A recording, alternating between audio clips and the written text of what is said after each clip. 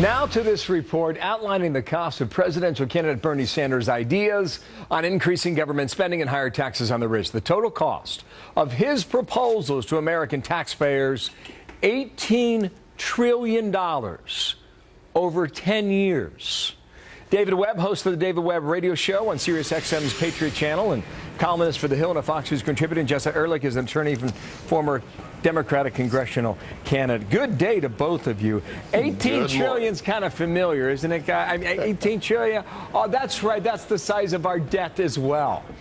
Wow. Does this have a chance of seeing the light of day in your lifetime, David Webb?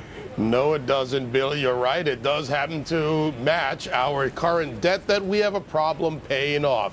But let's take Bernie Sanders for what he is, who's been living off people's taxes to pay his salary since 1981.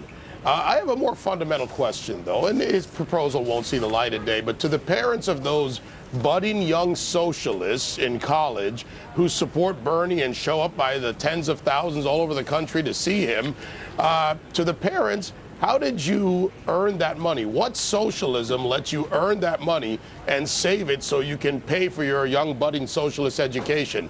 It didn't. We look at Venezuela, Greece, the European Union, social democracies. By the way, the richest person in Venezuela, $4.2 billion, Maria Gabriela Chavez, Hugo Chavez's daughter, while others live in squalor with little or no food or health care or access to it.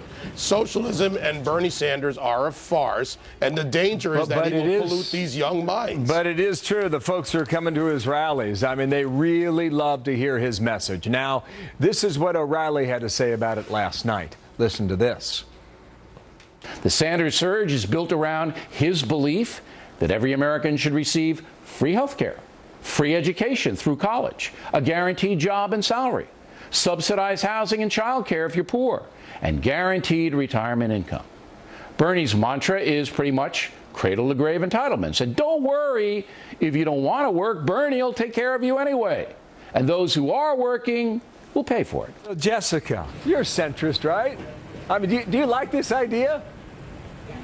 Well, I think there's a lot of popularity in various things. I mean, he's talking about the same policies he's been talking about since he's held office.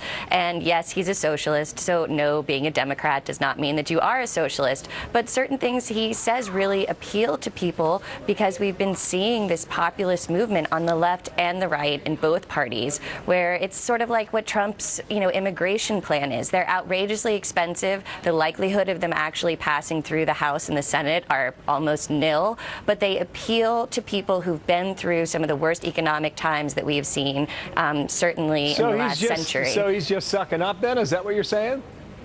No, I mean, these are things that he really believes. I mean, I think we saw that, In your lifetime, will this ever happen?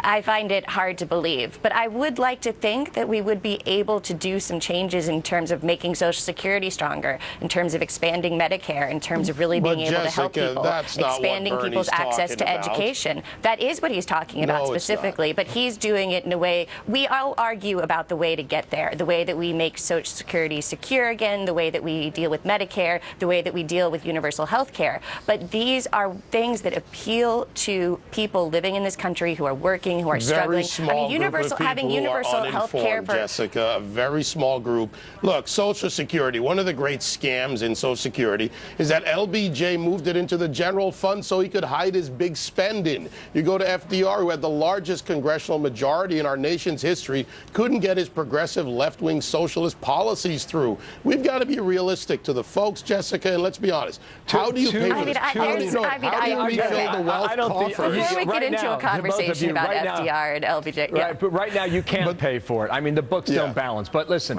to both of you, why is he tied or leading Hillary Clinton with ideas like this?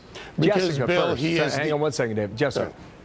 Yeah, well, we've seen it only right now in certain states. I mean, it still is incredibly unlikely that Bernie Sanders will be the Democratic nominee for president. States, though. But it's the same. But it's the same movement that we're seeing on both sides here. People are fed up. They want someone who's genuine. It's like the kids were saying from Liberty University. They believe that Bernie Sanders has the convictions of his beliefs and is talking about things that he has believed in and put his, person the same way that Dr. Carson has.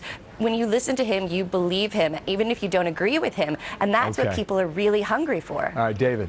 In short, Bill, Bernie Sanders is going nowhere. It's the anti-Hillary vote, or maybe it's we don't have another choice. When you look at the Democrat bench, you've got Hillary Clinton, Bernie Sanders, and maybe if he enters the race, Joe Biden, who's probably the stronger campaigner of the two. Bernie Sanders, his campaign basically will go nowhere. Centrist Democrats, American Democrats will not accept socialism at the Bernie model because it frankly doesn't work, and there are too many examples, Greece being the latest, of why cradle-to-grave entitlements do not work for a simple reason. When you confiscate the wealth of those who create wealth in society, how do you refill those coffers? It doesn't happen. Okay.